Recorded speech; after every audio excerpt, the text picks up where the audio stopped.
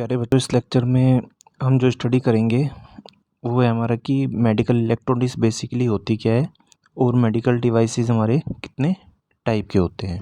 ठीक है, तो मेडिकल इलेक्ट्रॉनिक्स जैसे कि मैंने आपको लास्ट लेक्चर में भी बताया था, भाई मेडिकल इलेक्ट्रॉनिक्स बेसिकली हमारी वो इलेक्ट्रॉनिक्स हैं जिसमें हम क्या करते हैं, हम ये स्टडी करते हैं कि हमारे जो मेडिकल डिवाइसेस है उसमें इलेक्ट्रॉनिक्स कैसे यूज़ हो सकती है, या इलेक्ट्रॉनिक्स का यूज़ करके हम कैसे मेडिकल डिवाइसेस बना सकते हैं, या मेडिकल के फील्ड में कैसे हमारी इलेक्ट्रॉनिक्स इस्तेमाल होती है। ठीक है, तो ये होता है हमारा मेडिकल इलेक्ट्रॉनिक्स। ठीक, इसके बाद आते हैं मेडिकल डिवाइसेस। मेडिकल डिवाइसेस आप समझ ही सकते हैं नाम से कि मेडिकल डिवाइसेस का मतलब है कि वो डिवाइसेस जो मेडिकल के फील्ड में हमारे यूज़ होते हैं।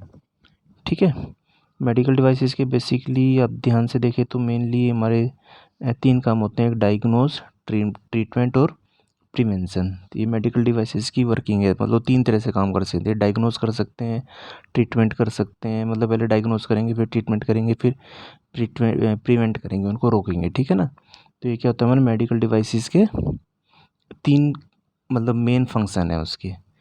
इसके बाद आता है classifications of medical devices. Medical devices हमारे कितने प्रकार के हो सकते हैं। तो एक संस्था होती है हमारी FDA ना, तो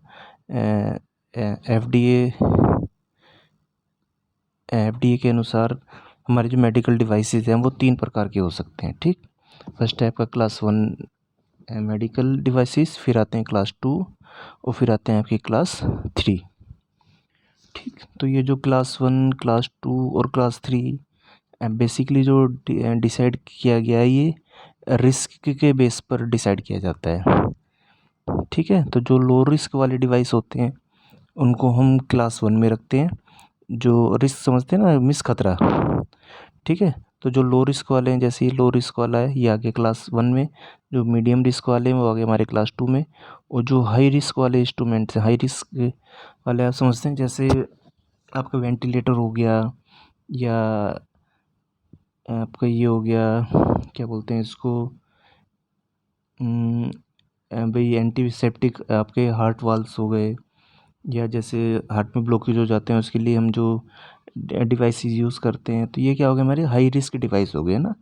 तो ये हमारे किस में आएंगे, रिस्क मतलब हाई रिस्क में आएंगे। तो ये हमारा क्या हो गया, लेवल 3 हो गया। तो हमारे 3 तरह के क्लासिफिकेशन होते हैं, क्लास 1, क्लास 2 और क्लास 3। तो ये मेडिकल डिवाइसेस का क्या है, हमारा क्लासिफिकेशंस हैं। ठीक है, इसमें जो क्लास 1 वाला जो मेडिकल डिवाइसेस है उसमें हमारे आगे बैंडेड आ गया, ग्लव्स आ गया, एक व्हील चेयर आ गई। व्हील चेयर मीन्स जो मैकेनिकली हम जिसको पकड़ के चलाते हैं। ठीक है, और ये क्या हो गया हमारा, टेलीस्कोप आ गया। टेलीस्कोप में जिसे डॉक्टर चेक करता है ना। तो ये सब हमारे किस में आ गए, क्लास 1 में आएंगे। क्लास 2 में आएंगे हमारे कॉन्टैक्ट लेंस। इस मतलब क्लास 1 से जो थोड़ा ज़्यादा रिस्क वाले हैं, भाई कॉन्टैक्ट लेंस हो गया हमारा, है ना। फिर क्या हो गया हमारा, एक्सरे मशीन हो गया, नीडल हो गया, सुई हो गई। फिर हमारी इलेक्ट्रिक व्हील चेयर आ गई। ठीक, तो ये सब हमारे किस में आते हैं, क्लास 2 में आते हैं। क्लास 3 में आएंगे हमारे हाई रिस्क वाले। ठीक, हाई रिस्क में हमारे आ गए जैसे पेस मेकर हो गया। भाई पेस मेकर बहुत इंपॉर्टेंट चीज़ है, हार्ट से रिलेटेड है। यदि ये ना हो तो हो सकता है इसमें डेथ भी हो सकती है। तो ये क्या हुआ हमारा हाई रिस्क वाले वो आ गए। ठीक है ना, एक हो गया हमारा ब्रेन सिमुलेटर। ब्रेन में कोई प्रॉब्लम आ जाए तो भाई वहाँ पर हम इसको यूज़ करते हैं। मान लीजिए हम इसको यूज़ ना करें तो इससे भी क्या होते हैं, मीन्स इससे क्या होता है, हमारे डेथ होने के ज़्यादा चांसेस होते हैं। फिर इसमें नेक्स्ट आ गया हमारा ये एंटीसेप्टिक हार्ट वाल्व। ठीक है, तो ये हमारे हार्ट वाल्व हो गए, जो हम उसमें डालते हैं यदि हार्ट में हमारा लीकेज हो जाता है या उसमें ब्लॉक हो जाते हैं हार्ट की जो नसें हैं, तो वहाँ पर ये वाल्व्स पड़ते हैं आपके ना। ठीक है, तो ये जो बेसिकली क्लासिफिकेशन किया गया है, ये किसके आधार पर किया है, रिस्क के आधार पर। भाई जैसे बैंडेड है, ग्लव्स हैं, तो ये रिस्की डिवाइसेस नहीं है, इनका आप कहीं पे भी यूज़ कर सकते हैं। हाँ, एक्सरे हो गया आपका, ये है ना, तो ये थोड़ा रिस्की है, तो ये क्लास 2 में आ गया।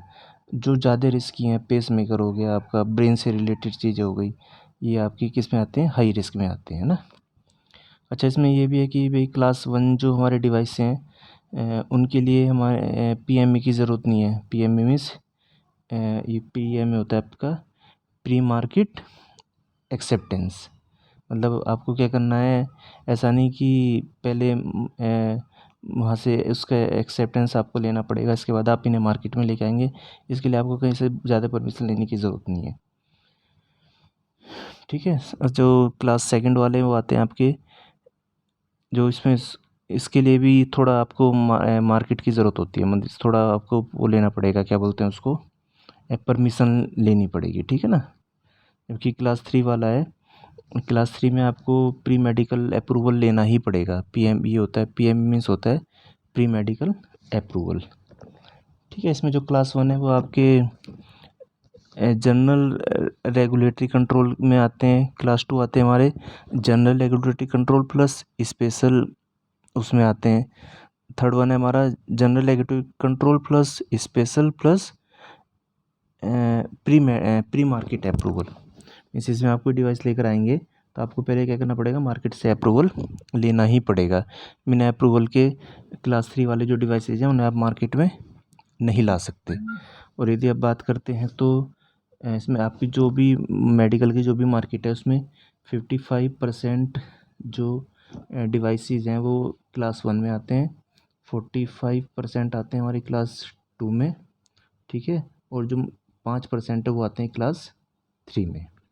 मीन्स आपकी मार्केट में जितने भी डिवाइस अवेलेबल हैं उसमें से 55% क्लास 1 में आते हैं, 45% क्लास 2 में आते हैं, और जो शेष 5% है वो किस में आते हैं, क्लास 3 में आते हैं, ठीक है। तो ये बेसिकली क्या आता है आपका क्लासिफिकेशन ऑफ मेडिकल डिवाइसेस, ठीक है। चलिए, थैंक यू।